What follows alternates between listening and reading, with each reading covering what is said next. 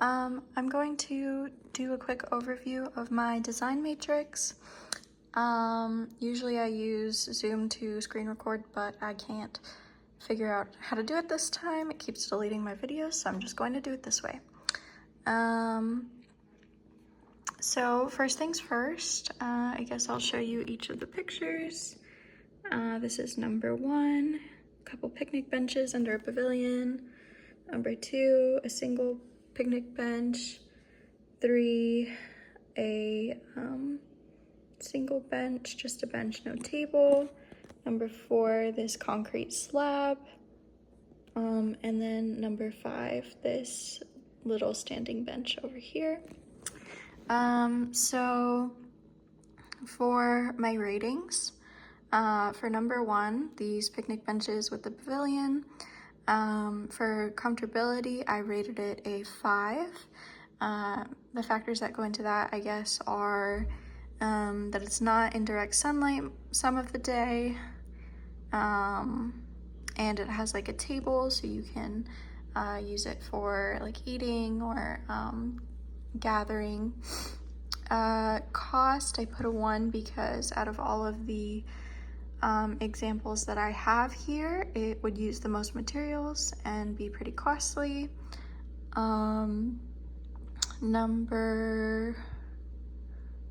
Environmental impact, I put a 3, just because it does use a lot of materials.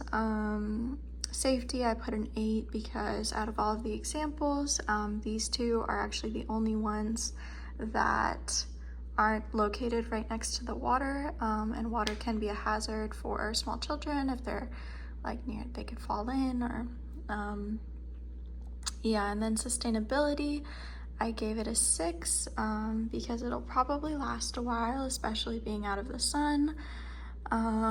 Social impact, I gave it an 8 because it is one of the only examples of a larger gathering space, so people can go there for birthday parties or barbecues or whatever they want to, but it is a space where more people can gather, so I felt like that was more social impact. Function, I gave it a 6. It works as a seating area, and it also works as like a dining area.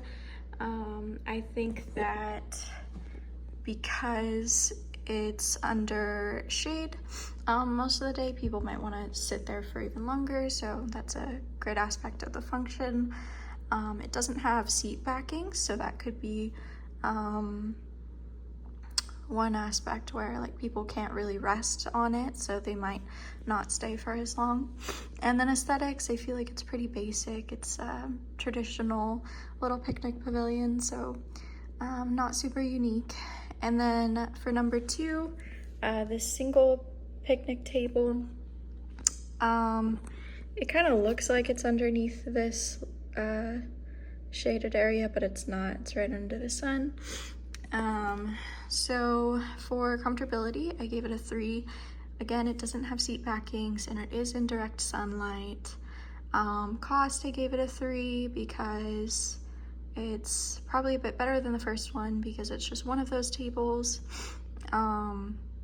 Environmental impact, I gave it a 4, just because, again, not using as many materials, but because of its placement under the sun, it might degrade sooner, so might not be as great. Safety, I gave it a 6, again because it's away from the water, but because it is in direct sunlight, that is a little bit hazardous if people aren't wearing sunscreen. Sustainability, I gave it a 5. Again, just the materials and the placement. Social impact, I gave it a 7 because it's still a gathering place. It's still like a whole family could sit there. Function, I gave it a 6. Definitely works as a seating area and as a dining area.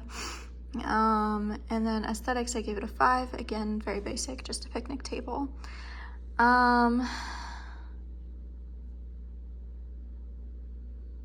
For option number 3, this bench,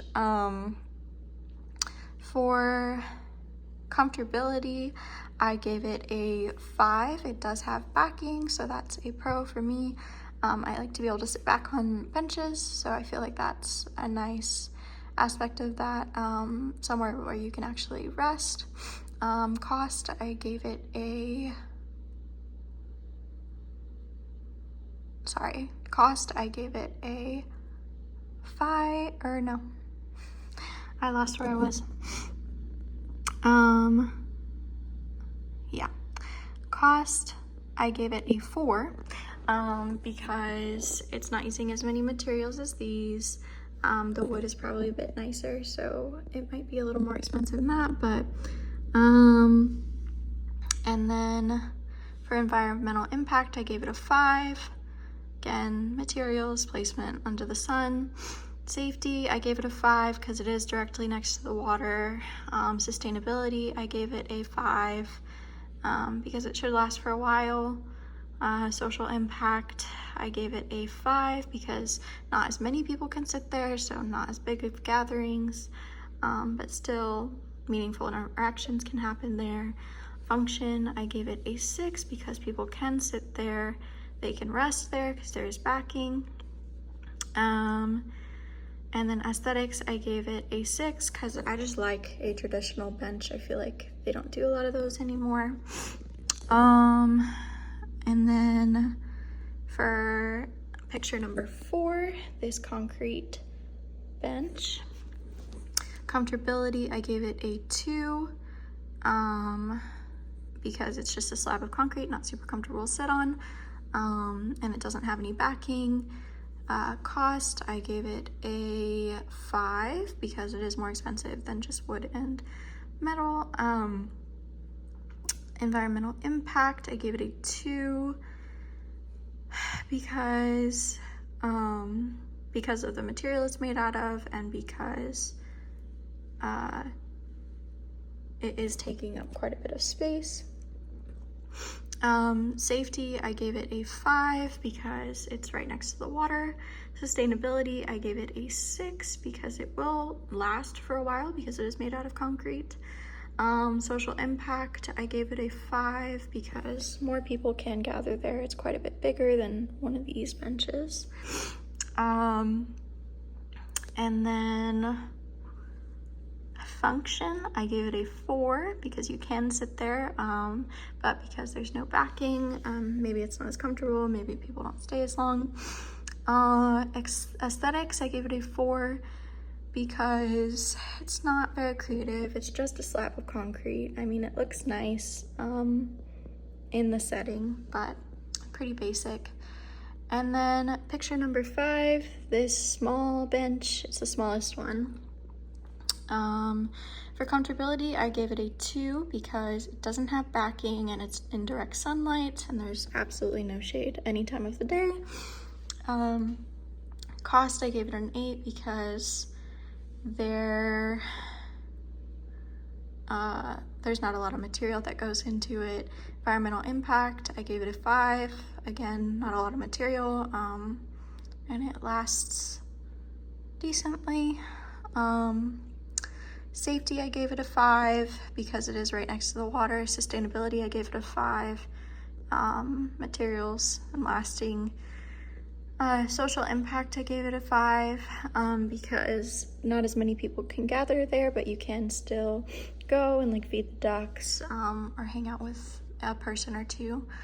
Function, I gave it a 4 because you can sit there, but because of the comfortability, you might be limited on how long you want to sit there. And then aesthetics, I gave it a 6 because I do think it looks really nice, especially with the placement right with the lake. The atmosphere is very nice. So I think that concludes my design matrix. Thanks for listening.